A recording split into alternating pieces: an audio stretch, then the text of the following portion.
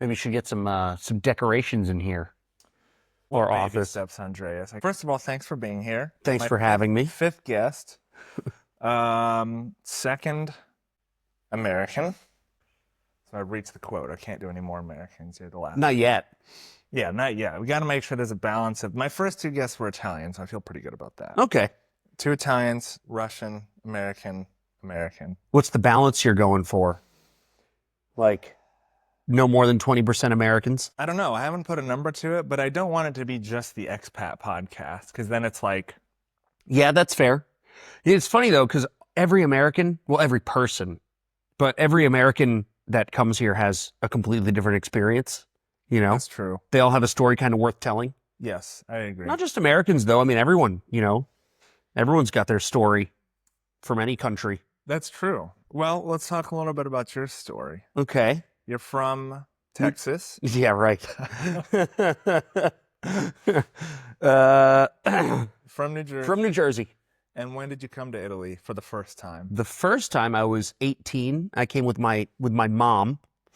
It was 2005, if I'm not mistaken. I believe it was September, but I really don't know. I don't remember. I'm pretty sure it was September.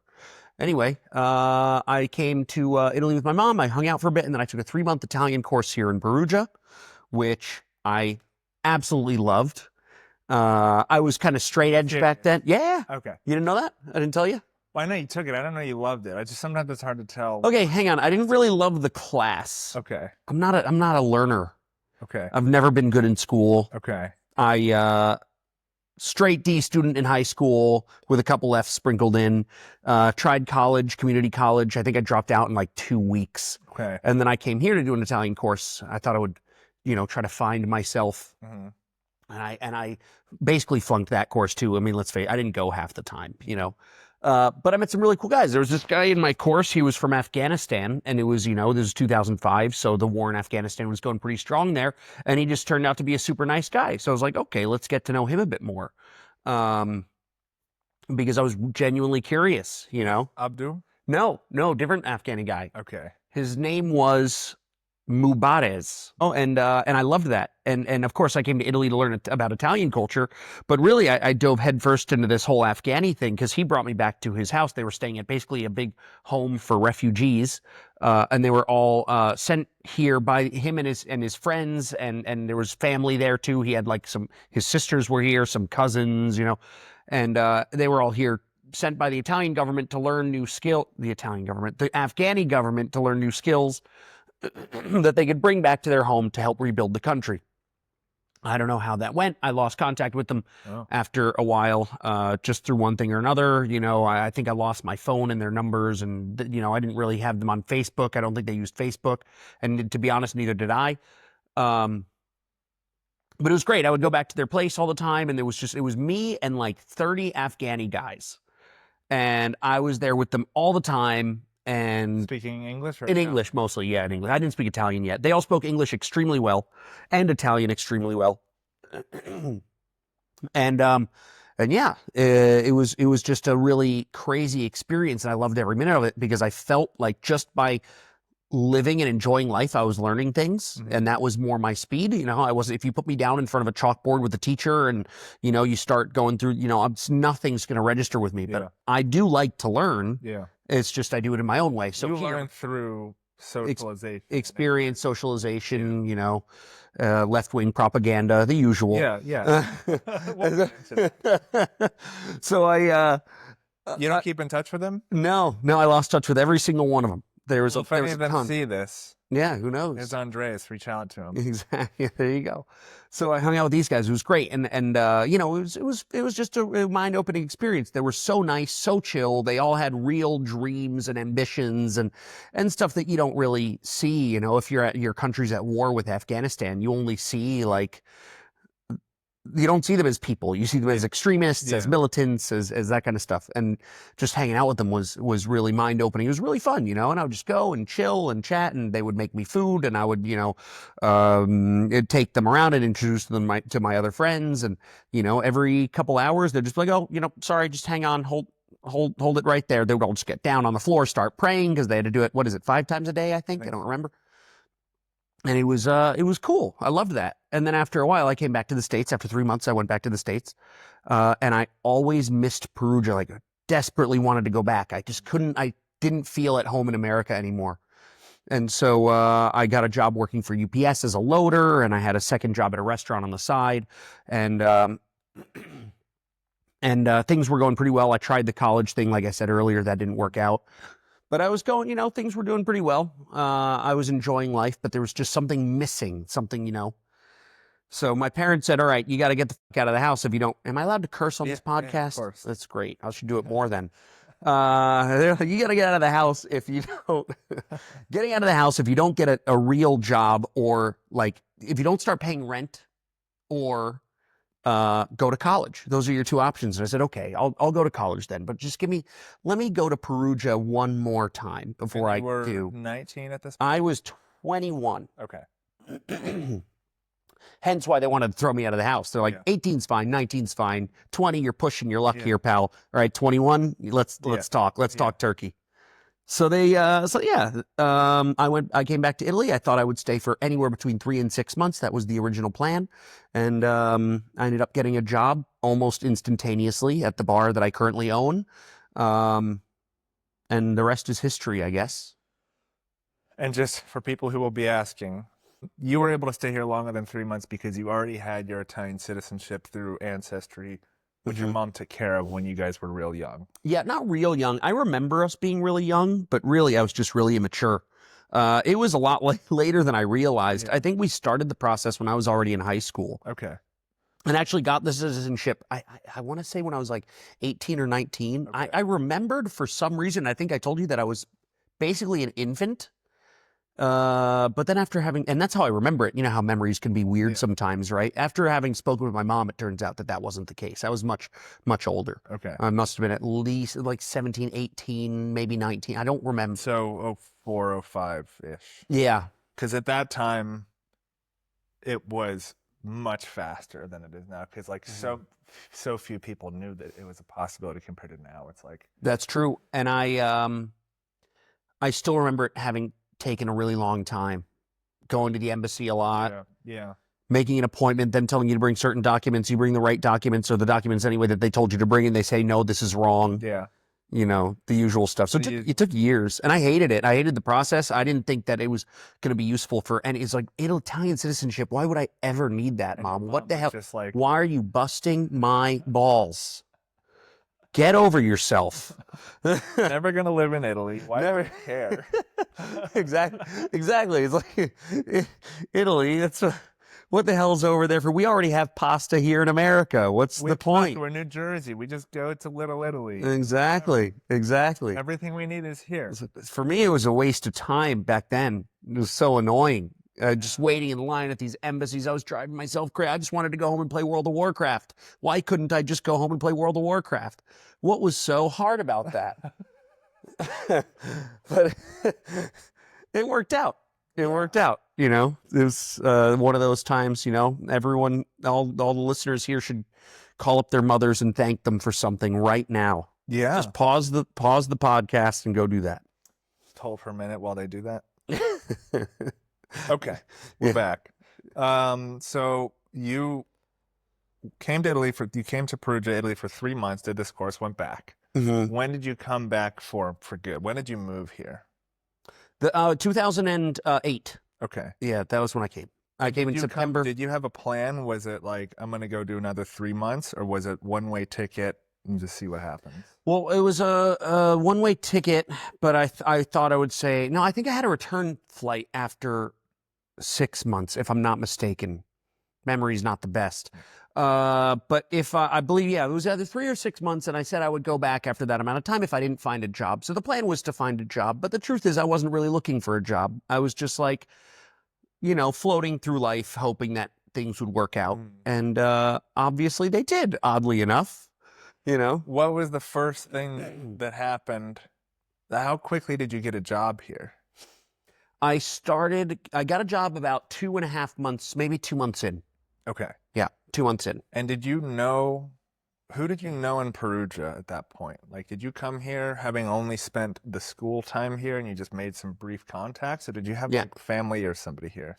No family. So the first thing I did when I got back was take a walk over, and it's out in the middle of nowhere. This home I was telling you about for refugees. Mm. I walked out there. It was about like maybe a 45-minute walk from the center, not a big deal. And I rang the little gate. There's like a little guard gate, and I just went over and I rang the buzzer, and the guy came out, and I asked,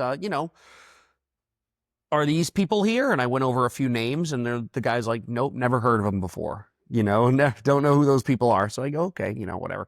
So I was kind of on my own, but a friend did come with me from the States. I managed to convince him, a guy named Joe, and he stayed here my first 3 months. And then when he left, my current business partner and friend, John, he came to visit me as well. So the first 6 months I had somebody here from back home. Okay. I made friends almost instantaneously. The first friend was actually a guy that my friend Joe met. It was his roommate at the time. His name was Tim. He was from the Netherlands, from Eindhoven. And we hit it off really well, so I started hanging out with him. And he was, I'm a big nerd. He was not a big nerd. He was the opposite. He knew how to go out, how to socialize, how to meet people. This was all new to me. He took to it like a fish in water. I don't know. Is that an expression? I think so. Like a bird in the sky. A bird, yeah, like a car on the ground. Like a car on the road, on the pavement. Yep. Yep. Yes. Like my boxers in my pants. We can keep going. Yeah, like meatballs on a separate plate next to the spaghetti. Yeah. I'm a big fan of spaghetti and meatballs. I love spaghetti and meatballs. I think it's a good combo. And I hear that in Naples they eat it. All the time. And it's not for tourists. It's a real dish that they do. Yeah. Like at home. Right. I think that's why it exists in the U.S. because the the Italian American food came from southern Italy. So of course it came from somewhere down there. Yeah, for sure. A lot of these weird things that we see in America that we think aren't real Italian, like a lot of it is, Yeah. What the hell were we talking about? So, okay. You got a job at the bar, at a bar, the bar you're currently on. Yeah. Okay. Were you speaking Italian at that point? No, none. Not a- Zero. I worked with a guy named Alan who was Irish from Dublin, from a little suburb of Dublin, Palmerstown, if anyone's heard of it. Really nice place. Highly recommend. Palmerstown. Yeah. And basically he would deal with the Italian guests because he could speak the language and I couldn't. So, and I would deal with the Americans and the foreigners. Okay. And it was back then a place for foreigners. It was a place for just, Okay. I don't want to say American students, but students from everywhere, but they were all non-locals. They were non-locals. English was the language of the bar back then. Okay. No longer is, but back then it was. Yeah. And so the Italian came really slowly. I would learn a word here. I would learn a word there. I wasn't really practicing it. I was working in English. I was going out and speaking in English. But things just started to fall into place, one bit at a time. Did it take additional effort? Like, did you put in any study outside of just like working at the bar? No. So I signed up for the same Italian course that I barely went to the first time. Okay. And I went again for maybe the first 2 or 3 days, and then I never went back. Okay. And my justification to myself was that I would learn faster on the streets. Okay. And I think for me that's true because of just the way that my brain works and my, aversity to study of any kind. Mm-hmm. You're definitely you're a man of the streets. Yeah. So it all, it all worked out in the end. I would recommend that people do it my way, but also go to school. Yeah. You'll learn it faster. You'll know things that I don't know. My mother, her Italian's great. And she's the grammar, she's the grammar woman. And she asks me sometimes, I'll say something, and she says, "Why do you say that way?" And it's like, I don't know. I have no idea. I wish I knew. I wish I could tell her why I say things a certain way, but I can't. And if for some reason I want to one day stop working in the bar business or something like that, then, I couldn't. There's some doors that have never been opened for me. So a lot of people could go, maybe go into translation work or interpretation or something like that. Yeah. But I can't do that because I don't really know certain things that somebody with an Italian of my level is supposed to know. Right. If I went into a level A2 or B1 classroom, I probably couldn't answer a lot of the questions. Yeah. I could probably speak Italian better than the teacher, Yeah. but I couldn't answer a lot of the questions. Like I have no idea. It's like, it's the same with English, right? You say things a certain way, but you don't know how, why you say them that way. Or, maybe you do, but I don't. No, I've learned that now being around people who are learning English and they ask me, why is this way? I can't tell them. It's like, I learned that Don't know.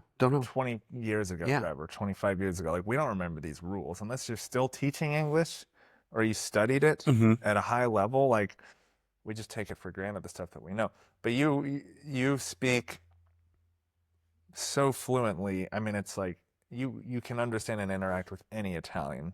I'm sure there's like accents and There are a few times when that's not the case. for the most part, like somebody who, to the untrained ear, they would listen to you and think like you just grew up here. Yeah. So a lot of people think that, but they're usually not from here. It's funny. If the people from the central part of Italy, they can recognize my accent instantaneously. Yeah. But people from the north or from the south, they can't because they don't know what the central Italian accent sounds like. Yeah. So they just assume that I'm from here. And they're probably thinking like, wow, this accent from Perugia is very weird. But they don't, it's not until I swap over to English that people really understand that I'm not from here at first. Do you still feel American? Oh yeah. You do. Yeah. Okay, backing up a little bit. How long have you been in Italy now? How long since you've lived? 16 years. 16 years. Going on in September, it'll be 17. Okay, and your parents followed you, Mhm. technically. Yes, they did. So you still feel American. Yeah. Why is that? Why?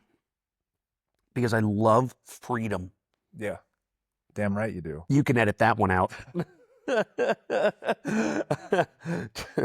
Just joking. No, so you still feel Oh, yeah. American. Yeah. Yeah, I still feel American. I mean, I don't think you can just choose what you feel. My first 21 years of my life were informed by the States. That's still the majority of my lifetime. But even if it wasn't, that's the basis for which I've been Sure. created upon. And, there's nothing I can really do about that. Not that it's a problem. People never skip a beat to remind me that I'm American out here. And that's not in a negative way. It's just general. In general, people like to crack jokes. My friends and I are we're very, what's the word I'm looking for? We're, English. How do you speak that again? Deprecating. We're very like, what's the word I'm looking for? Self-deprecating. Not self-deprecating. Towards each other. How do you say that? Yeah, like ball busters. Yeah, we bust each other's ball. We bust each other's chops. Yeah. And we love to do that. And it's fun. We make fun of each other all the time. And I just saw a study. I didn't read the study, of course. I just saw the headline. Who has the time to read a study? Am I right? Yeah. But it said that people that bust each other's chops are more honest with each other. And I like that headline. It speaks to me. Anyway. I believe it. It makes sense. Yeah, for sure. We bust each other's chops all the time. It's great.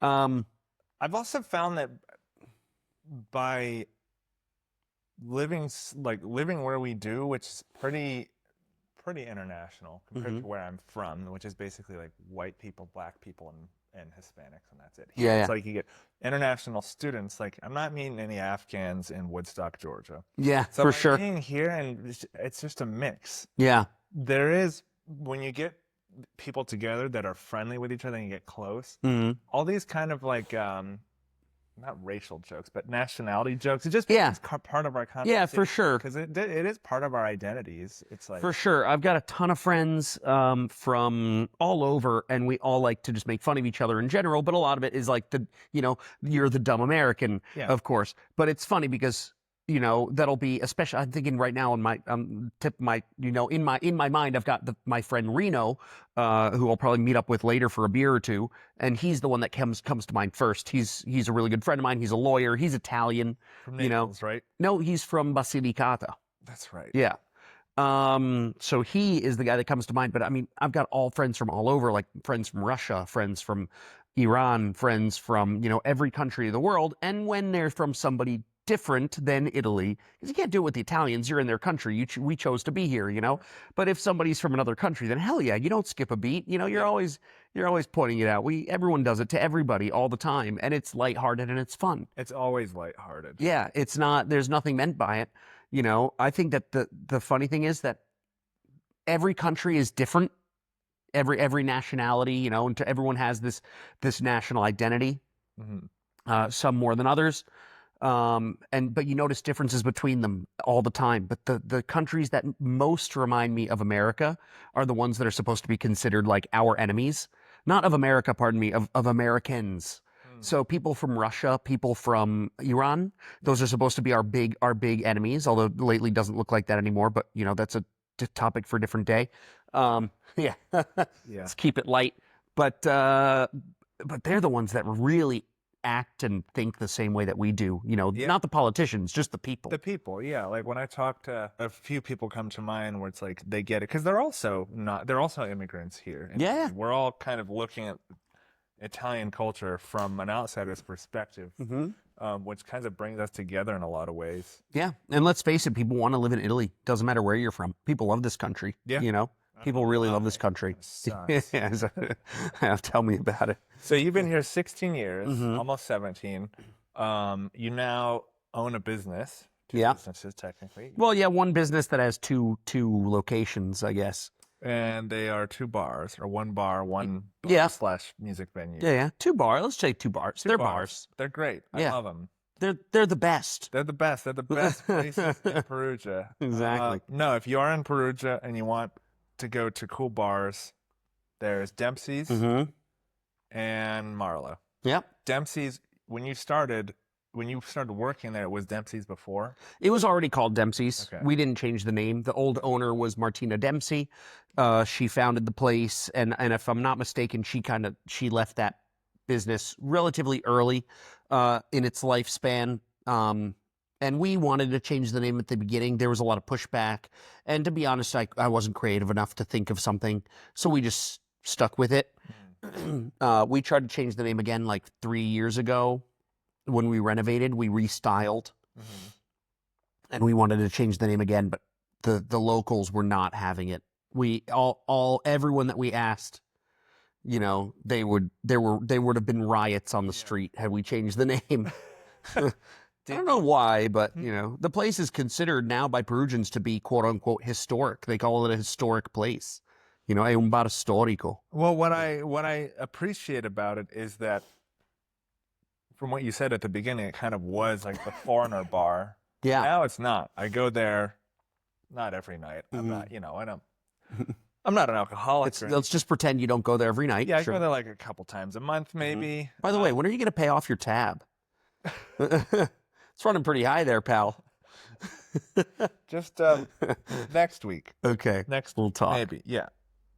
Was it a deliberate effort to make it not just like an expat bar and make it for everybody, or did it just happen over time? And how did you do that? It happened over time. It happened over time when, the more I spoke with Italians, the more I began to understand Italians, and more importantly, the Italian sense of humor, then Italians started coming because they felt more at home. I grew up, I'm 37, almost 38 now. I'll be 38 in like 3 months. And the students that come here, the foreigners, they're 20, 21, 22. The older ones are 23. I don't have anything in common with those people anymore. No offense to them, but I'm just an older guy. And Dempsey's is a really sociable place. That's what drives it, is just the social aspect, just going in and having conversation, because it's just not a big place. There's not, loud, rambunctious music or anything. People go in there for a good chat, and people, they gravitate towards people that they can have a good chat with. And, you know, I don't have much in common with people that are younger than me. So the median age has gone up. And that brings along with it the locals who aren't students. They're not here to study. They're here, you know, working and doing, you know, whatever it is that they do. And so, you know, that was a thing that just kind of changed slowly and naturally over time. Yeah, I mean, everybody goes there. Everybody in town goes there, whether they're foreigners or Italians, whether they're Italians from Perugia or foreign Italians from the south or the north or whatever. Everybody goes, and I think it's really amazing what you created. I mean, I think that's really special, and I think We have fun. a lot of people would aspire to that. Yeah, we have fun. You know, I think a lot of it. Well, I don't want to say it was luck, but we got into the whole cocktail craze at a good time, and we did it before anyone else in the town. And that's because I was bored out of my mind. When I took the place over, it was not doing well. And the city in and of itself wasn't doing well. And so I bought this business, and I would go in there and sometimes go through an 8-hour shift having served 2 people. And so I started bringing books to the bar. I started bringing cocktail books. I started experimenting. I started buying new things. You know, with the small scraps of money that we had, I would buy new bottles. I would look up new cocktails. I would try things that people had never had before and that people, frankly, didn't know existed. And it worked. It really worked, because then when things started taking off again, let's say, then people really, they weren't looking for it, but you know, it's like you found what you wanted, but you never knew that you wanted it. Yeah. You know what I mean? Yeah. Every other bar in town, when the city started going, like, picking up again after the financial crash in 2008, every other bar in town sold Peroni and shots of whiskey for cheap, you know? Yeah. And that was it.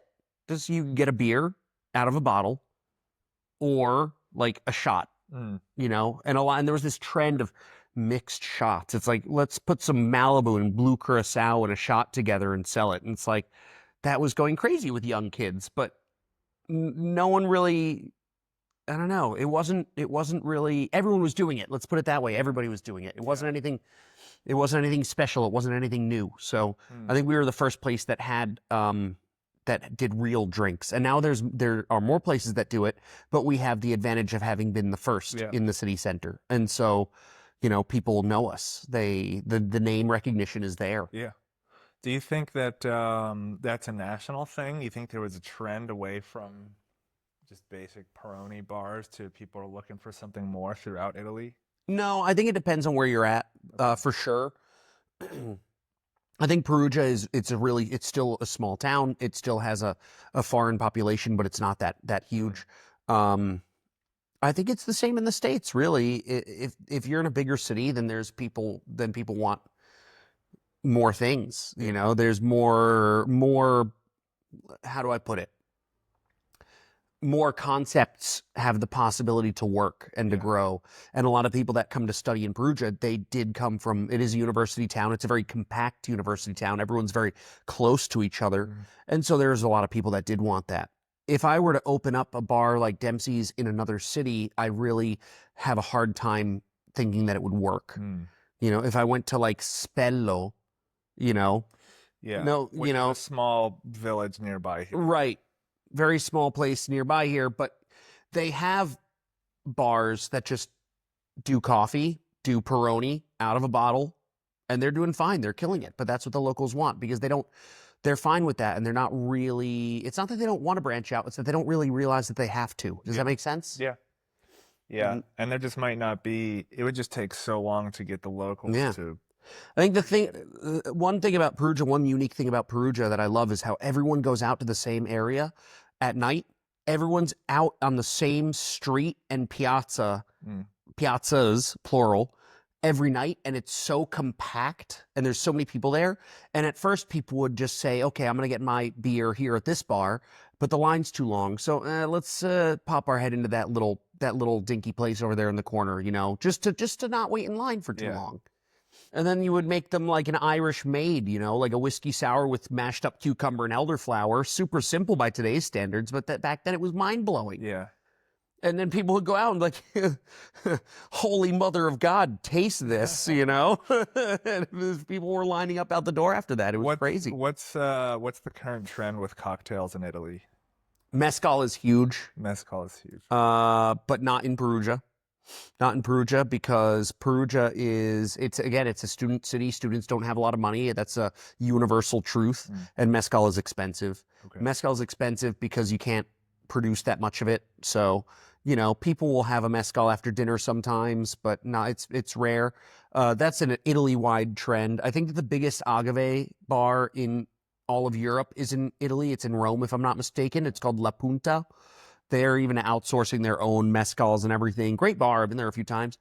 In Perugia and across Italy, but especially in Perugia, I believe gin is massive. And we predicted that trend. Not when I say we, I don't mean me. I had nothing to do with this. It was my old, let's call him manager that I hired, Benedetto, who now runs he runs the restaurant across the street from my bar, and we're still really good friends and everything, but he had a lot of really good insight. You know, he made some predictions that all came true.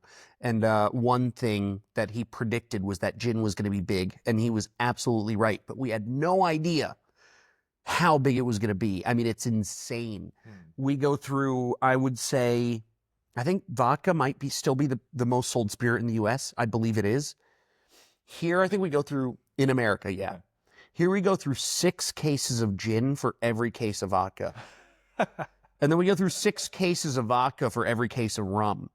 It's crazy. Like, gin is massive, massive, massive. Well, because it's used in a gin tonic, which they love here. Yeah, gin tonics are great, easy, and yeah. Negroni. I'm trying to think of like what would account for 80% of the gin consumption. Gin tonic. Gin tonic. It's all gin tonic. Yeah. Which I love. Gin tonic is a great drink, and if you're not drinking one, you should be. Yeah. Right now. Right now. Actually, I could use one right now. Let's wrap up here and go get some gin tonics. Man, yeah, gin tonic. I mean, gin tonic mostly. We do a lot of cocktails with gin, but there's this. It's funny. The busiest times of the night, people don't really ask for drinks that are shaken, and I think it's because they just want to keep they see there's a line, they just want their drink. They waited in line already. They just want their drink quick. Yeah. Gin tonic, boom, 2 ingredients, you're done. Yeah. And it's huge. It's huge. I think we have like 65 gins right now. It fluctuates. Sometimes there's less. Sometimes there's more. What's your favorite gin? My favorite gin? That's a good question. Right now. If I had to say, I think consistently I've really liked this gin called Caroon, which is from Scotland. Okay. It's really good. It's not expensive at all. It's got a nice, like, clean, discreet bottle. And it's really good. It's dry. It's not sweet at all, but it's fruity. And I like that contrast. I like fruit, but I don't like sweet things. Yeah. Which, I would agree you know, with that. isn't, it's not an easy balance to strike, but this gin does it perfectly. Highly recommend. So I get a lot of questions. Sometimes people ask me, like, they want to come to Italy to find work, which that could be 1,000 different things. Yeah. Let's say they wanted to come, let's say there was someone like you that wanted to come, find a job. Maybe they just come in like, I could just find a job in a bar. And then B, maybe they want to come and open a business.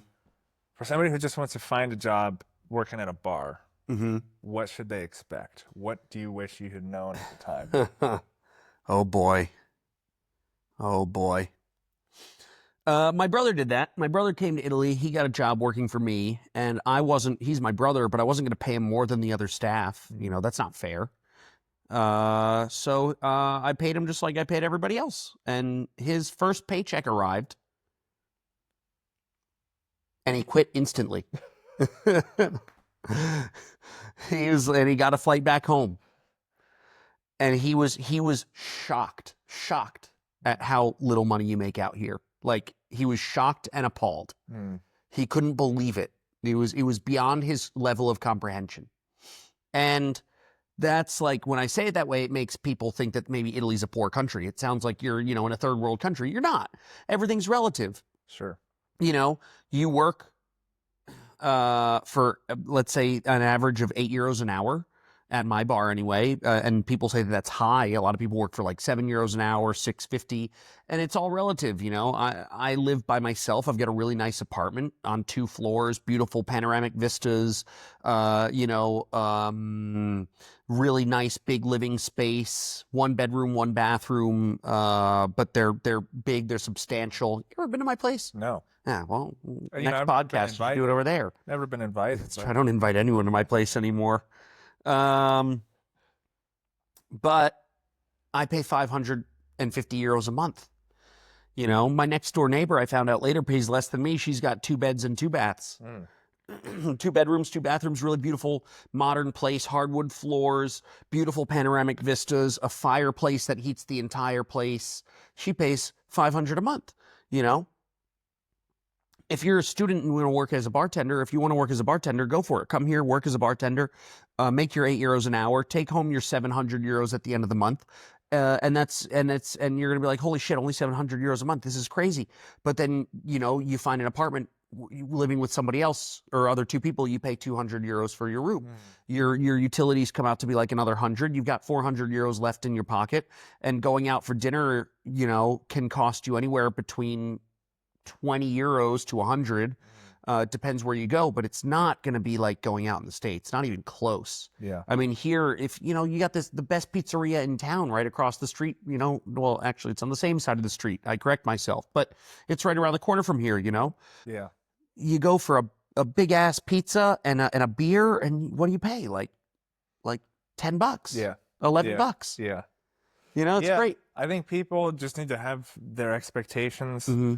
But yeah, it's all relative. Yeah. Like the median income in the U.S. is double what it is here. So Italy is half of what it is in the U.S. The cost of living is less here. You could argue, and I think if you look at the current data, the gap between what people earn and the cost of living is it's getting more difficult here. Yeah. I think it is in the U.S. We've had that debate. I think it's getting harder everywhere. I think and it is definitely getting harder here. I just said €200 for a bedroom is like average, and that's probably, now that I think about it, it's probably outdated. But I'm sure that you could still find a room for $200. But it's not going to be in the center of the city. You're going to have to, it's not going to be the nicest place. But it's easy to. It's very common to talk to people who've moved to Italy or have spent time in Italy, other expats, who just will say, they'll just be very down about how much you make in Italy, how hard it is. You're one of the few people that's like really positive about living here. For all its faults, you were just all in on living in Italy. Yeah, I think there's a few things to take into account. If you want to live here and work here, you really got to freaking love Italy.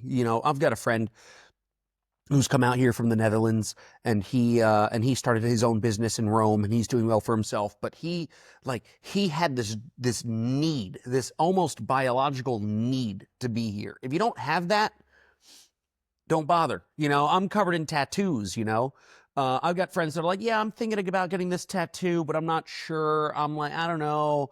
This seems like I would like it. Yeah, let me think about it for 6 months. And 6 months later, you come back at that tattoo, and it's like, oh yeah, I forgot. No, I don't know. Maybe not. If you don't feel like you need it, don't do it. Yeah. It has to. You have to feel incomplete without a tattoo. And as I did, and now I feel, the more tattoos I get, the more complete I feel. Yeah. I feel complete here. Yeah. I feel like I belong. If I'm not here, I miss it. I don't get homesick from the States. I get homesick when I leave Perugia. It's different, I feel like this is the place for me. It's like, it's the square hole, and I'm the square peg. You are a square, that's for sure. Jesus, tell me about it. I should have gone with round. Why didn't I go with round? Damn it. But the other thing is, if you want to come here to work, great, go for it. If you want to come here and open up your own business, please, for the love of God, don't. I'm joking. You can, but again, you have to love what you're doing. It's the same conversation. You have to love what you're doing. But it's so complicated out here, and sometimes it feels like it's not worth it, but it really is, because I love what I do, and I love the people I do it with. No, one thing I wanted to ask, because I think it is relevant for people. You've had some good stories about working with your business, whether you're trying to like renovate or get permits, etc. Just kind of the Italy's known for red tape, and I think you have good stories, or at least one where you something about when you were like trying to do something, some renovation at Dempsey's, and you like went to the comune. Yeah, I love this story. I love it. Kills at parties. I I go to I go. So we were supposed to expand Dempsey's. We had a bit of a deal with the landlord, and he pulled out of the deal, which was upsetting because he wasted a ton of our time. But we were supposed to expand Dempsey's by building into the restaurant next door, which is still there now. The restaurant's still there, but the landlord was not. He was going to evict the guy and give the space to us, and we were going to knock the wall down and expand into that restaurant. So we bring the project to a to like in off it's a government office, and where they just approve projects, that you go, you bring them your project with the whole floor plan and everything, and they tell you if you can do it or not. And there's a lot of red tape here because these buildings are historic. They weren't built yesterday. They were built like hundreds of years ago. So you got to make sure that everything's up to speed. You got to make sure that it's not going to harm the integrity of the building or the aesthetics of the city. Yeah. And there's a million hoops that you got to go through. Zone, which ran in Perugia. Yeah, exactly. Yeah, exactly. And so,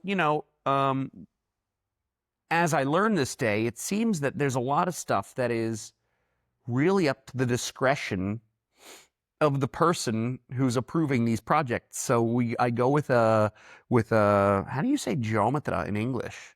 It's like surveyor. Surveyor, let's say. And he was a friend of mine, so he was doing me a favor, and we go together to this office, and we show him the floor plan and the whole project and everything to the guy that works at the comune, and he's just like, no, get this shit out of my office.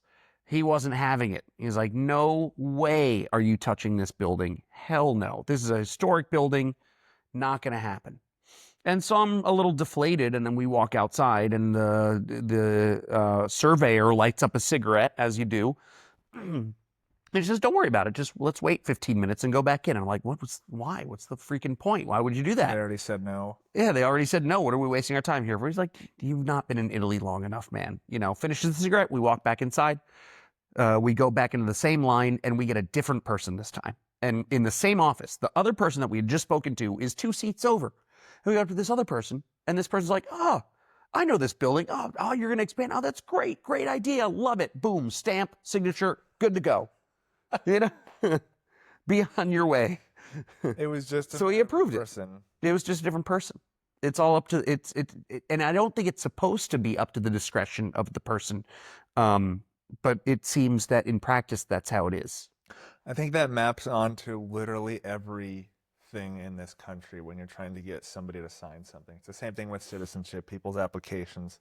Yeah. Depends on the mood of the person reviewing your paperwork that day. Yeah. They have rules they're supposed to follow, but they might add some more because they're in a bad position. Yeah, exactly. There's a lot of discretion in this country. I think a lot of it is I don't know. I don't want to say it's laziness, but people are just kind of chill here. They're very chill. They're very relaxed. That things aren't as big of a deal as they seem to be in other countries, for better or for worse. And I think another thing that I like to bring up, and I hope people don't listen to this and then get themselves into any kind of trouble, but I feel like the laws in this country are also up to someone's discretion. And there are so many laws that, having a conversation with other business owners, they're like, there's so many laws that nothing is legal.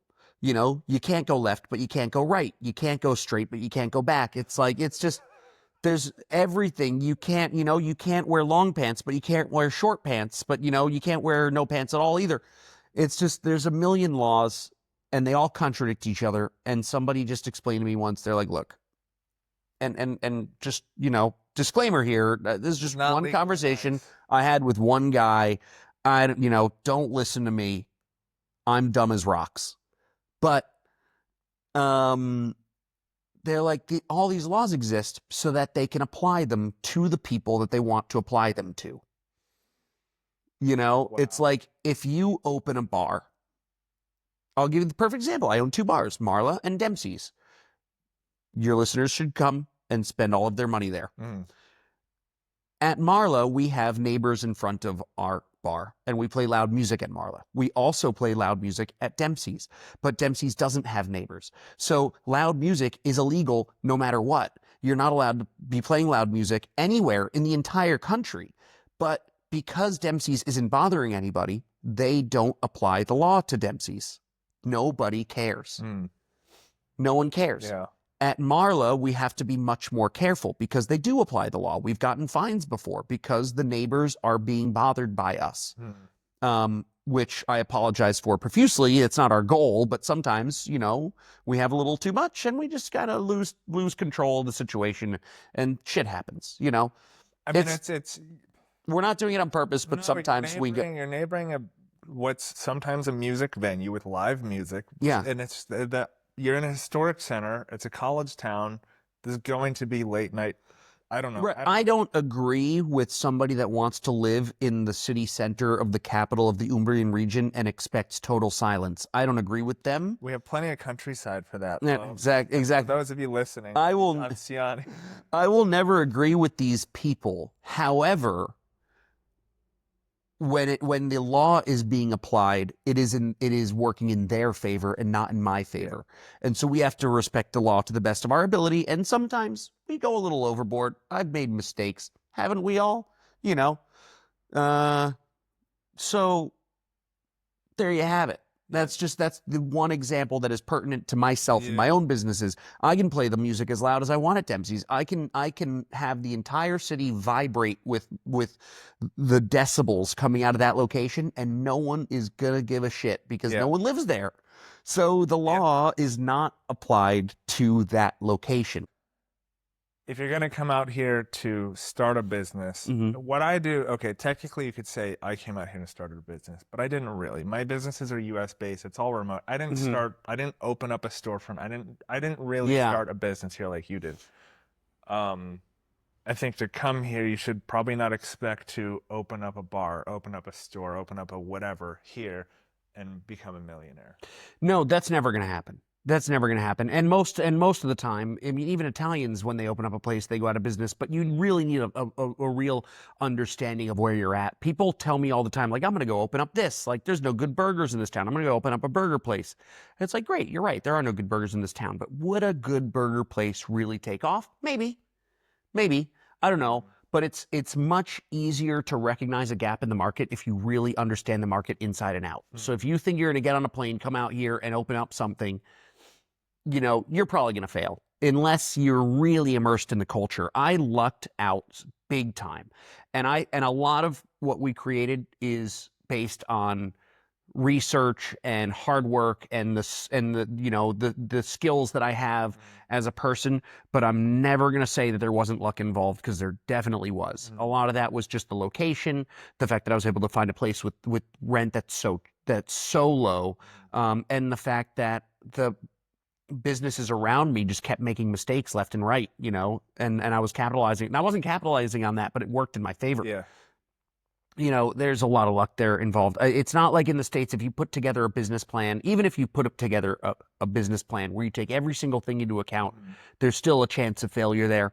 And out here, it's even more, because you're probably, if you're not really fully understanding the Italian mindset, you're probably not taking certain things into account that Italians would. What's an example of the Italian mindset that you have to think about as a business owner here? Let's say in food and beverage. Like, what's something particular about I think especially when it comes to food and beverage, you need to feel at home, you know, and a lot of people just can't really provide that. And I'll give you an example. There's a bar. I love this bar, by the way, but it's funny. It's this Paradox, right? It's probably the other most successful bar in the area alongside Dempsey's. But it's hilarious, man. Their cocktails, man, I don't want to badmouth them because I love these guys. The cocktails aren't that great. The quality of the product isn't that great. Everything is more expensive. You know, it's weird. It's this paradox where it's like, it shouldn't work at all. But it does, because everyone loves going there, because the people that work there are just so goddamn cool. It's like, I want to be like them when I grow up, you know? It's like, they make me feel so at home. Just having a conversation with them is so much fun. And I'm not saying that people that come here aren't going to be fun. I mean, sure, if you're in a bar, if you're a bartender, you're a fun guy. Try to open a bar, sure, but they're just on the same wavelength, the same mental capacity, same mental wavelength as the people in the city. And it's because they grew up here. They know this place inside and out. They know what people are into. They know what the politics of the area are. They know who they're supposed to talk good about and who they're supposed to badmouth, because they probably feel the same way as everyone else in that regard.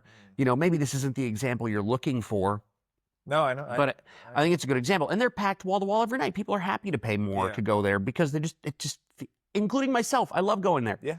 Because you just feel at home, and you feel at home there because they understand how to make you feel at home. Americans that come out to Italy can learn that, as I have, but it takes time. It takes a long time. Yeah.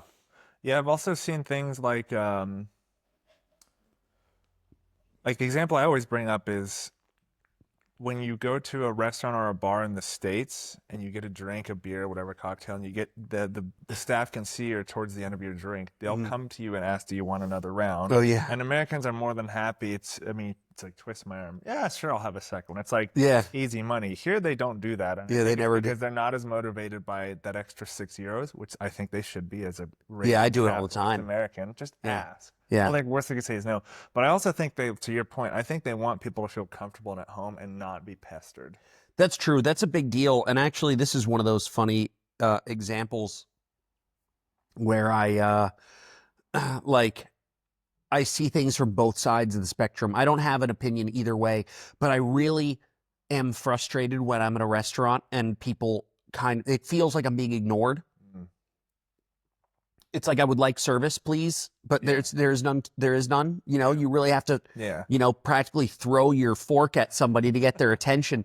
And it drives me crazy, but I understand that that's because I'm an American and we're used to a different way. But the Italians, when I bring this up with them, they'll say, why? That's obnoxious. I don't want somebody coming to my table every 5 minutes to pester me. I want to be left in peace to enjoy my meal with my friends and my family. And it's like, I can't argue with that. There is no right or wrong way. It's a cultural thing. Italians go to America all the time and they come back. And I think that service is top notch in the States. Everyone's very attentive of your needs. You have everything you need as soon as you need it. But Italians come back and they're like, man, in America, no one leaves you the fuck alone. It's like, I'm just trying to enjoy a meal in peace. And every 5 seconds you get somebody like, do you want more water?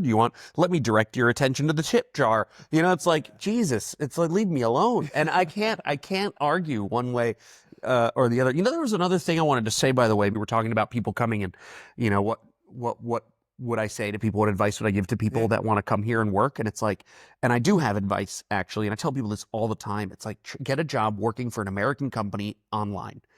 They call it smart working in Italian. What do we call remote working? Remote work? Do remote work. Yeah. For an American company. That's the number one. That's the best way. John, the guy I told you about earlier, best friend / business partner, he works for tech support. He does tech support. Yeah. For a hotel chain. I don't know how much money he makes. I never really asked. That's taboo in the States. Yeah. But I would, if I had to guess, it's somewhere between like $15 and $18 an hour. You can't live off that in New Jersey, New York, No. That's like poverty line wages out there. Here he lives like a king. He's got a beautiful 2-bed, 2-bath apartment. Actually, there's 1 bathroom. That's besides the point. Beautiful apartment.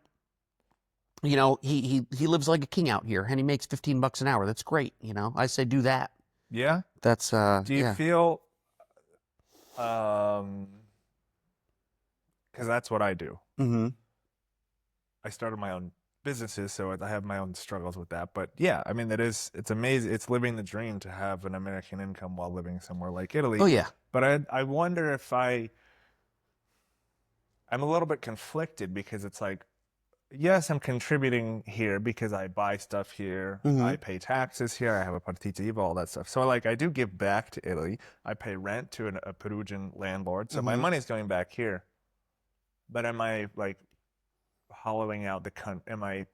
I don't know. Like, am I taking I get what you're saying. advantage of it?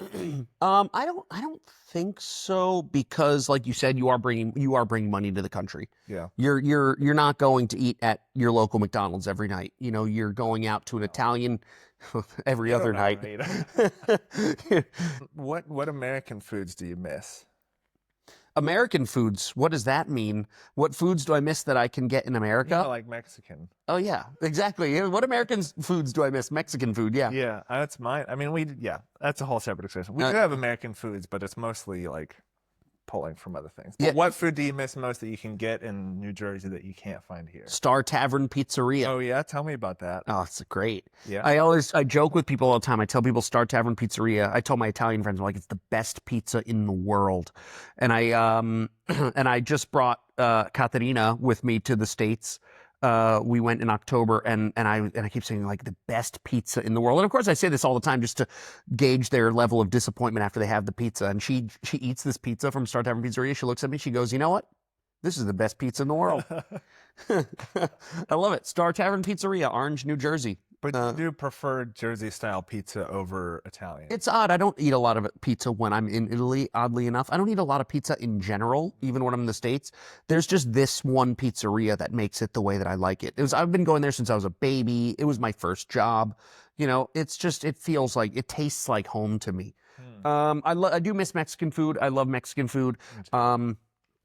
The more Americaned up it is, the better, you know, Tex-Mex, you know, cheese on everything, you know, that stuff. It's not authentic, I know, but I like it. Equally. I do too, actually. Not equally. I think I like the American style better, but it's because in New Jersey, we don't have a very rich Mexican culinary culture. It's getting there. It's getting better. Every time I go back, people tell me about new places that are opening up that are really good, but I moved away 16 years ago, and back then it wasn't really top notch. So I don't really know. I'm not going to pretend to be an expert, but you remember what I was telling about just now, saying never come to Italy, don't open a business, don't do it. Yeah.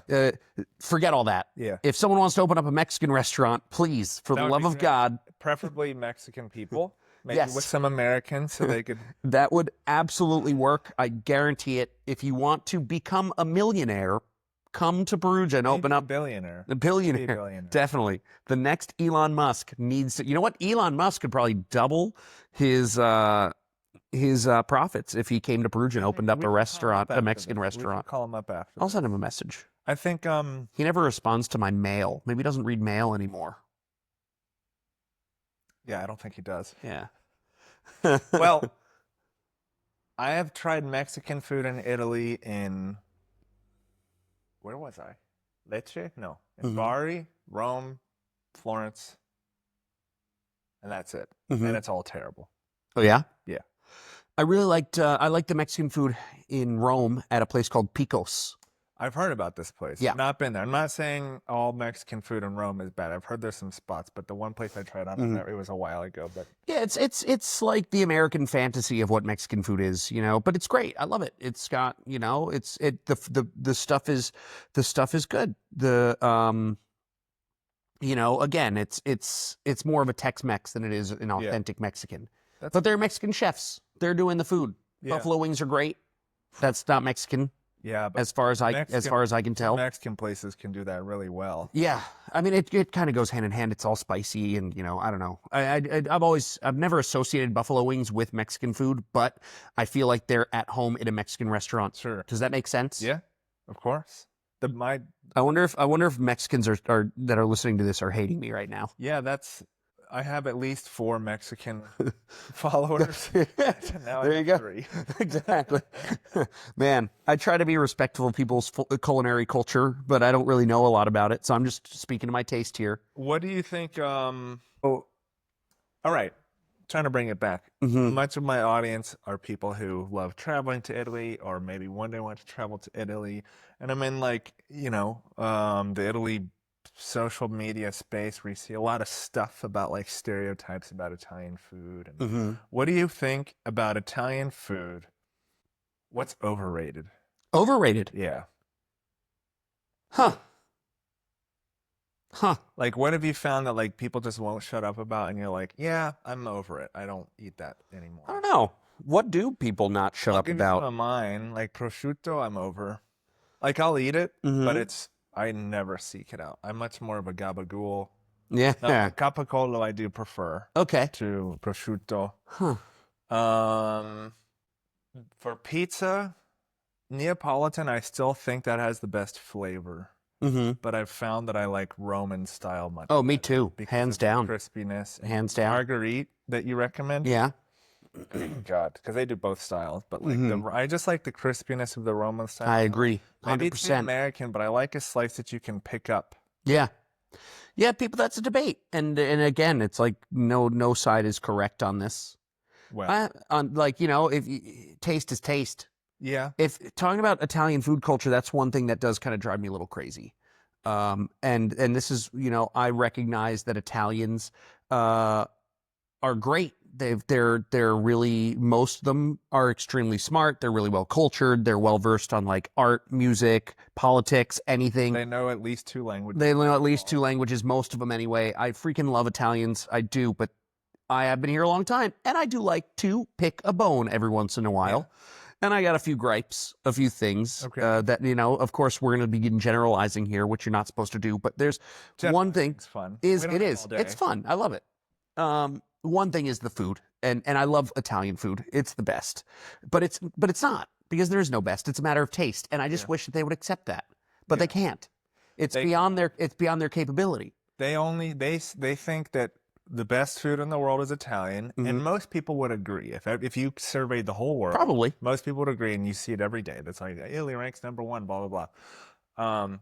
They see themselves on the top of the pedestal, and then the #2 spot is where you have debates for them, but they're #1. Yeah. And the thing is, there is no conversation when it comes to taste, because they will argue against it, and there's no argument to be had. Yeah. It's like Italian food is the best. Well, actually, I'm quite partial to Brazilian food. No, you're wrong. You're wrong. You're wrong. It's like, well, actually, I prefer personally. I'm not making a statement about which is better or which is worse. I personally prefer Brazilian food. No, you're wrong. Yeah, they don't, because then they just throw their hands up and then they say, if my mother had wheels, she would be a bike, and all those things. Oh yeah, I never understood that. It's a joke expression. Some Italian celebrity chef guy said that was really funny. I saw it online on a YouTube video. Yeah, it was something to the effect of like, because it's a real expression. He just translated it. oh, but I don't remember what the expression is. oh, My friend from Sicily taught it to me, and I forgot it. okay. Sorry, Giuseppe. Giuseppe, we're so sorry.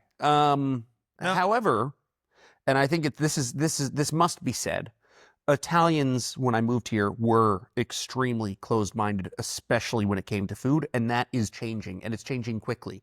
They still believe that their food is the best, but they're definitely open to trying new things. I remember meeting Italians in New York that would complain and complain and complain, and they just wanted to eat pasta, and then you would discover they had only been in the city for 8 hours at that point. They haven't even bothered to look to try anything else. That is changing, especially young people, but not only.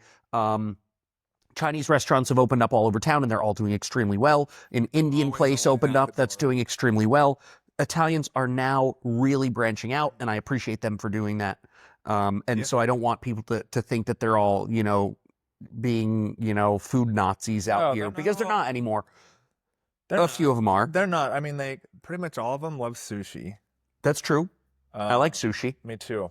Mm-hmm. Not my favorite, but it's good. Yeah, they would like. They love Chinese when it's done well. Mm-hmm. I'm not saying it's authentic. Oh yeah, but what we've got here in town is good. My friend Chihiro and Hajime, my friends, they've got a Japanese place doing homemade. They don't do sushi. They do home style cooking, Japanese home style cooking. Places it's making money hand over fist. They're doing great. The Italians are really beginning to branch out. The Persian place seems to be doing. Place is doing great. That place was failing because they were doing pizza and pasta, and there's a million places that do pizza and pasta, and I always say, let's leave the Italian food to the Italians. Yeah. The guys from Iran, he was doing Italian food. It was never successful. It's like, let's let the Italians take care of the Italian food. And he recognized that. I've never actually spoken to the guy, but clearly he recognized that because he switched over to doing Persian food. And now it's taken off huge. It's doing great. Well, Andreas, I think this is a shame with Italy's. All these immigrants are coming in and following out the culture. We just need to put them back on their ships and send them into. I wanted to be the one stealing the jobs. Only me. I want. God damn it. I have Italian blood, damn it. I can be. Exactly. But what is overrated? I don't know what's overrated. I think that, again, it's a matter of taste. I don't really like supli that much, or these fried things. Stuff. Arancini, don't like those. Yeah, I like to try it, but it's not. Nothing doesn't drive me crazy. There are some Perugian dishes that are just, to me, they're just gross. One of them I won't even try, but that's because and people make fun of me for it. You know, that's one of those cases when they'll call me a stupid American because I won't try. Yeah, the innard meat. So like coratella, the Perugians go nuts for it. They think it's amazing. And if people eat it and they don't know what they're eating, they will also think it's amazing generally. And it's like a stew made with, I believe, liver, lungs, and heart. Okay. And it's just gross. And people will taste it like, this is delicious. What is this? And it's like, I'm not gonna even go close to it. And one more thing I just thought of and then swiftly forgot. Sandwiches. So I had an argument. With the owner of La Locanda. No, not La Locanda. What the hell is it called? Actually, I probably shouldn't say. Yeah. And the owner opened up a sandwich shop, and I went in, and the sandwich was decent. It was okay. And I go, you know what? I was being nice. I was like, this sandwich is almost as good as a sandwich that you can get in the States. Was that true? No, but it was something different. It was a meatball sandwich, and they don't with like scamorza cheese, and they don't do stuff like that out here. They just do a little bit of meat, a little bit of cheese, and a ton of bread, and it's so boring. Yeah. And this guy was trying to do something new, and I said, this is almost as good as a sandwich that you would get in the States. And he lost it. He was like, what the hell are you talking? You Americans don't know shit about making a good sandwich. People wish they could make sandwiches this good in the States. And I'm like, Fausto, you have no idea what you're talking about. You have no idea. Have you ever been to the States? No? Shut up. Yeah. That's what we do. Yeah. Our sandwiches are, and that's another thing I miss from the States. I miss the sandwiches. They're so damn good with like 18 layers of meat and like 6 layers of cheese and 8,000 ingredients on it, and all the flavors just are, harmonized together. It's great. The Italian sub in the U.S. is not anything near Italian because Italians would never mix 3 meats together. How damn good is it? I love it. It's amazing. It's so good. You get the lettuce, tomato, oil, vinegar. Yeah. Yeah, you can get great sandwiches here. But that's the other thing, too. In Italy, there's no such thing as a sandwich. There's not just panini. Yeah. You go into a place and you ask for panini, and they'll be like, no, we don't have panini. We have torta al testo. Yeah. Or we have scacciata. What's the other one? Schiacciata. Scacciata. They define it by like the type of bread. It's like, we don't have panini. We have focaccia. Yeah. But to us, it's like things between bread. It's a sandwich. That was a culture shock for me. When I went to a place and I asked for panino. To me, panino just means that there's meat and cheese between bread. Yes. But for them, panino is the type of bread. Yes. So I go and I ask for panino, and the guy's like, "Oh, sorry, we don't have any panini." I'm like, "Damn, that sucks." Okay, well, have a good night then. Then I turn around, and the guy behind me in line is getting a sandwich and walking away with it. And I go back, I'm like, "What? Bro, is it because I'm American?" You said, "Is it because you said you have no panini?" And it's like, "We don't." I'm like, "What'd you just give that guy?" "Oh, that's a fagotto." I'm like, "Fagotto? It's just a panino. It's the same thing. What are you talking about?" And then fagotto. And it's the shape of, in this case, it was the shape of the bread and the way that it was cooked. The ingredients are the same. Okay. But it was the bread. So when you say panino, you're not referring to the concept of meat and cheese between bread. Yeah. You're not translating it one-to-one to the sandwich. It's the type of bread. Yeah, panino is basically bread like a sub roll cut in half. Where I don't know, how do you describe it? Yeah. It's like round on top and bottom. Exactly. Submarine. If it's flat, that's not a panino. Yeah, it's like toast. Toast. They call it toast. They call what we would call like a ham and cheese sandwich that's toasted, that's warm, or like a grilled cheese, that's toast. Yeah, and it's the type of bread. Yeah. It's the type of bread. It's the toast kind of bread. And then you get your schiacciata. That's the type of bread. You get your torta al testo. It's the type of bread. It's not about what's in the middle of it. Yeah. It's not what, is inside. It's just they're referring to the type of bread. Basically like Subway sandwiches. That's a panino. Yeah. And nothing else is a panino. Pretty much. Yeah, for me, like the most overrated thing is the prosciutto con melone. I don't get that. I don't. It's just It's like we can't put pineapple on pizza, but we can do this shit. This is I never. disgusting, folks. Now, let me just a disclaimer here. I've never had pineapple on pizza, and I never want to. It sounds disgusting to me, and I think it's a bad idea. I don't know. People like it, and going back to a matter of taste, people should be able to like that. But I do like to bring up the pineapple pizza as a way to poke fun at Italians because I like to be contentious. It's fun. I'm a playful kind of guy. But I go to this place and I see that there's like a little dish in the window which is pre-prepared, and it was chickpeas. What the hell was it? It was chickpeas, shrimp, and there was a fruit in there. I believe it was melon, actually, but I could be wrong. It could have been something else. But let's just pretend it was melon for the sake of this conversation. And I go, chickpeas, shrimp, and melon. Like, that's crazy. And the woman at the counter is like, yeah, but it's really good. You should really give it a shot. And I'm like, but you can't put pineapple on pizza. No. That's sacrilege, you know? And I had this conversation with Nate, another friend of ours. And he's like, the problem with pineapple on pizza isn't the fact that it's the combination of savory and sweet and everything. It's an affront to the Italian culture, to their food traditions. That's what bothers them. Because some people have eaten it and they think it's good. Yeah. They have no problem with the flavor combination. Yeah. They just think that their recipes are sacred and that they should be respected. And to just take something and bastardize it like that for them is insulting. Yeah. And I think that's interesting because they don't seem to.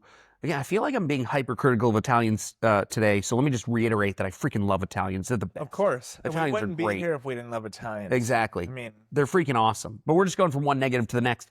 Nate pointed out to me, and this is totally true, that they don't have the same respect for other food cultures. You know, if they make like a hamburger, you know, they'll put pineapple on the hamburger. You know, they don't care. Do we put pineapple on a hamburger? Like, I guess so. You know, in America, I guess we're a bit more flexible. We can put whatever we want, wherever we want to. And that is kind of our food culture in a nutshell, you know, oversimplifying things here. Right, exactly. But I just find it interesting that they would be and many people are legitimately offended by the concept of us taking their food traditions and morphing it into something new, but they don't seem to have the same respect for us. Like, speaking about sushi, we're going back to sushi. I went to a sushi place, and they have a sushi with sun-dried tomatoes and pesto on it, and I'm like, this is great. I love it. But isn't that a bastardization of Japanese food tradition? Yeah. Isn't it the same thing? You know? Very much so. Yeah, it's going back, like they're number one and everything else is a debate, but they're number one. When it comes to food. When it comes to food. Yeah. They'll admit their faults in plenty of other ways. Oh, with everything else, they're totally then modest. Yeah, about everything. Italians are very very frustrated with the own closed-mindedness of their country in many ways, and they're very ready to criticize themselves, and in a constructive manner, for sure. Absolutely, they're super open-minded. So Italians are very smart. But then when food is involved, it's like all bets are off. Yeah, it's a double sword. Pineapple on pizza, we're going to fucking war. It's like it's true. It's crazy. Let me see. What else? We covered pretty much everything. A lot of words, not a lot of substance. That's going to be the name of the podcast. It's funny. You're a metalhead. Yeah. What's the metal scene like in Italy? Oh, no, it's non-existent. Non-existent. There's a few great bands. There's a few, off top, UFO Mammoth. I've got my hoodie on. Actually, there's a t-shirt, not a hoodie. My mistake. Which is like stoner metal type. Yeah. Kind of. Yeah, they've got almost like an oddly, well, it's extremely distorted, kind of like an oddly almost sort of like industrial kind of sound to it, although they would probably be offended by that description. But it's very unique. It's very heavy, but quite melodic at the same time. Messa is pretty great. They're up and coming. You know, that's again in the doom category. Very melodic, very slow. Cripple Bastards, if you're into grindcore, is great. Which I'm not really anymore, but they're freaking awesome. I think like Necrodeath is a pretty good thrash band, if I'm not mistaken. Flesh God Apocalypse is from Perugia. They're pretty massive. They're still pretty massive. I don't really remember. There's not a lot, and there's not a lot of metal shows. Whenever I see the bands that I like coming on their European tours, most of them skip over Italy entirely. If they come to Italy, they'll go to Milan or Bologna, sometimes somewhere else, but it's very rare. Um, and that frustrates me because I can't really make it up to those places to see these shows, Yeah. which is a pain in the ass. I get it. You know, you got to go where the money's at. And I've Yeah. been to some of these shows, and they're half empty, you know? Really? I remember the first time I went to see a concert. I went up to Milan to see Cattle Decapitation. Great band. It's a, yeah, that one gets people a lot. Cattle Decapitation is a vegan. It's a vegan. It's a what? Vegan. It's a vegan death grind band. You know, Oh, so death metal. They're like a counter. Yeah. They use a name. Their name is something there. Exactly. It's like all their songs, all their lyrics. It's all about, you know, animal rights, environmental preservation. Yeah, highly recommend. Highly recommend. How was the show? It was great. There was like 12 people in the whole audience. I went all the way up to Milan to see them. There was no one there. What kind of venues do metal bands play in Italy? Is it like small? Yeah, there's small venues, but that's kind of the same everywhere. You know, metal's it's never taken off. It's never become mainstream. It's always had a decent, loyal, like a pretty hefty, loyal following, but it's not gonna, you know, you're not selling out stadiums or anything. Actually, I was really surprised to see the band Gojira. They're from France. Really great band. They're heavy too. It ain't your grandma's metal, you know. They're pretty damn heavy, and they've gone mainstream. They played at the Olympics. I was shocked. Impressive. I was like, really? Why? For Celine Dion, right? I guess. You ever see that Celine Dion T-shirt with like? It's great. I think I got a picture somewhere on my phone. I'll find it and show you. It's like this. It's got like a pentagram and like a severed goat's head in the middle, and it says Celine Dion. It's obviously fake. Like she didn't greenlight it. Celine Dion didn't greenlight this project, but it's hilarious. I love it. Not on her. And I think somebody made a Taylor Swift version that's similar to that. What a great idea. I know, isn't it? Man. I wish I was that smart. Yeah. Well, yeah, but Gojira, a great band. They're from France. So there's just, when it comes to metal, I've never understood why some bands make it and others don't, you know? It's like, I listen to Metallica. I'm like, Metallica's good. It's a good band. But why them? Why are they the famous ones? When there's so many bands that I feel would have more mainstream appeal. I just don't get it. I don't get it. It's just a luck factor. I think. I don't know. They probably know something I don't know, you know, but. Do you think that do you think there's something about the music that is a bit more, I hate using this word because it's condescending, accessible? That's not, yeah, I don't have any problem with that word. I get it. I understand the word even accessible because a lot of people, especially nowadays, but even, you know, I'm sure this has gone throughout history. And I'm like this too sometimes. If it doesn't hook you in the first 10 seconds, you're not going to, you know, or 30 seconds. Unless it's Bell Witch. If it doesn't hook you in the first 10 minutes. Yeah. I'm not going to say I liked Bell Witch on my first listen. But now, my favorite band of all time, hands down.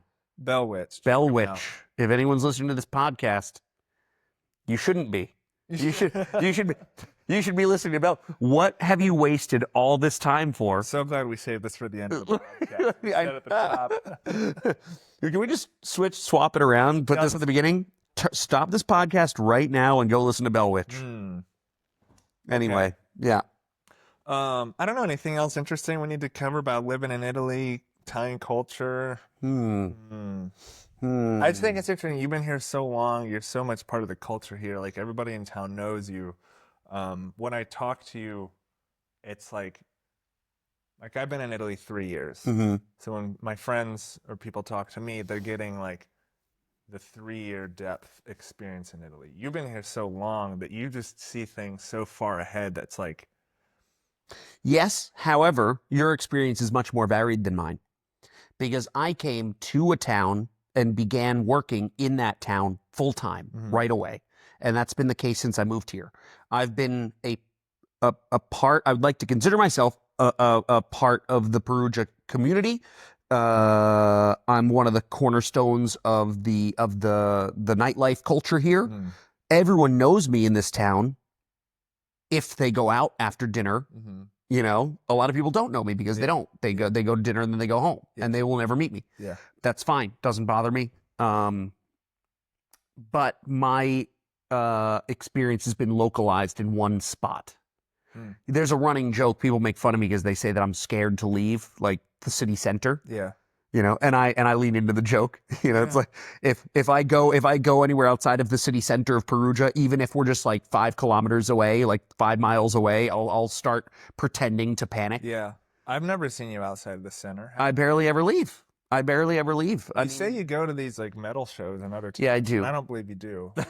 I've been lying since the minute I stepped foot into your house. Nothing I said is true. My name isn't even Andreas. Damn, what is it? I'm not going to tell you. Well, okay. This is great, Andreas. This is exactly what I wanted. Yeah. I love the sound of my own voice. This is great. Don't we all? Actually, no. I don't know why I said that. I hate the Nobody sound of my does. own We all voice. hate it. Yeah, it's weird. I'm not going to listen. I'm definitely not going to listen to this podcast. Not a chance in hell. Because I'm going to be there the whole time thinking, like, oh, why did I say that? Oh, my God, what? I'm going to be there, like, thinking I made a fool out of myself. Well, if it makes you feel better, we all know what we're getting into talking to you. You're just gonna know. No, we're going to, like, basically, I'm going to, well, I'll explain it more when I close this up. Yeah. If anybody's in Perugia, whether you're moving here or traveling through, genuinely, you got to check out Andreas's bars, Dempsey's and Marla. Dempsey's is a great place to meet locals. Everybody goes there. Marla is also a great place for that, but also a great place for live music. So yeah, I mean, they really are the coolest places in town. Do I have to pay you for this? Yes, you do. Oh, shit. Yeah. Okay, well. Just pay me in free drink. Just close that tab. Okay, deal. Deal. All right, thanks, Andre. All right, thanks. That was fun.